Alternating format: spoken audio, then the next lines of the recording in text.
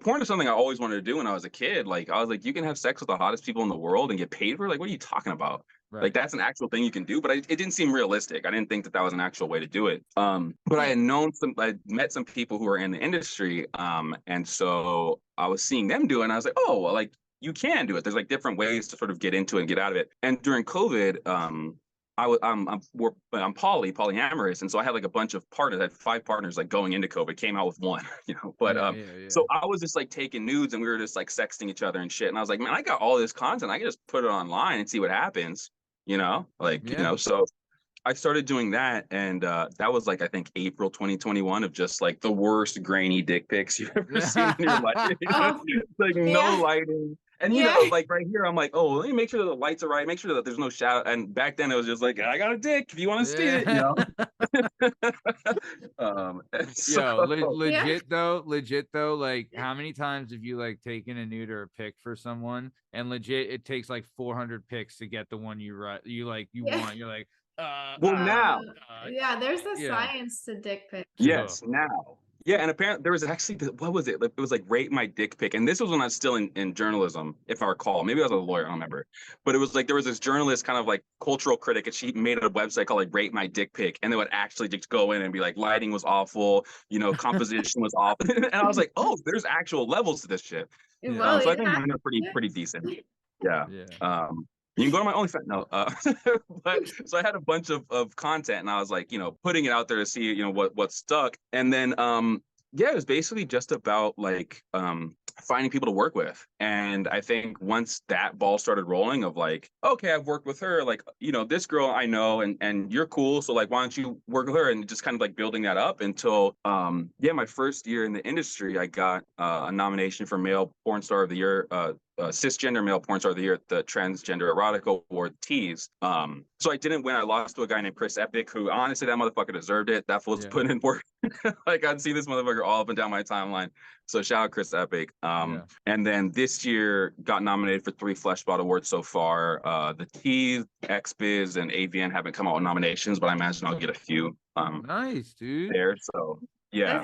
Dude, that's awesome, man. Congrats. I'll tell you, Yeah, thank you.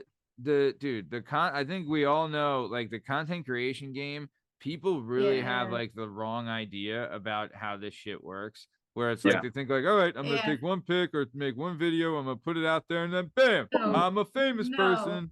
Not even close. No. I told somebody like someone asked me like, dude, like what? Like, they talked about like getting into. I was like, all right, are you willing to put out 10,000 videos without any monetary like, like, are you willing to do that? Because that probably won't even be enough. Just to let you know. Right. It's a lot of videos. It's a lot of and I think especially for a guy, I think, and this isn't in any kind of like slight. I think the industry is set up primarily because of both the audience and the way the industry is sort of structured. It sort of there's a very, I don't want to say easy, but there's a more direct pathway for women, because there's like, okay, you post, you start to get a little bit of notoriety, the agencies and studios see you, they give you your first round of sort of like exposure, then you can kind of like go off from there. I think that's a track that a lot of girls take. But for guys, it's like, it's very different. And it makes sense, right? Because it's like, one, if you're a straight guy, who the fuck is your market, right? Like, nobody.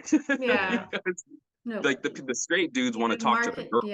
Yeah, like they don't want to fucking talk to you. And then the gay guys are more interested, like that. The gay audience is where you're actually gonna make money. But if you're making straight content, there's not as much crossover, right?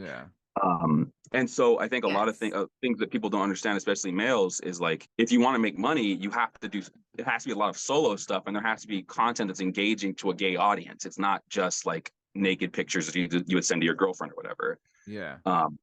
So that's pretty challenging. And then you're just never going to make as much money. Well, not never is strong, but it's a much less likely to make the same kind of money that the top OnlyFans girls are making as a guy, because it's just like, customs and sexting and sort of like the direct one-on-one is where a lot of the money comes from.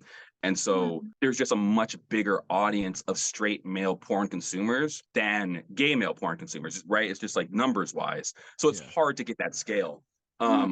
Which is why a lot of like male performers do like directing or agency work or whatever, like do other shit to make that kind of money. But yeah, it's fucking hard, man. Like it is not easy to do this shit. And yeah, it's like getting money and getting sort of built and being established as a male performer is fairly difficult. I mean, but you've been pretty like, you know, fortunate to have kind of a, I wouldn't say meteoric, but like you've been rose pretty quickly. Like I would say faster than normal.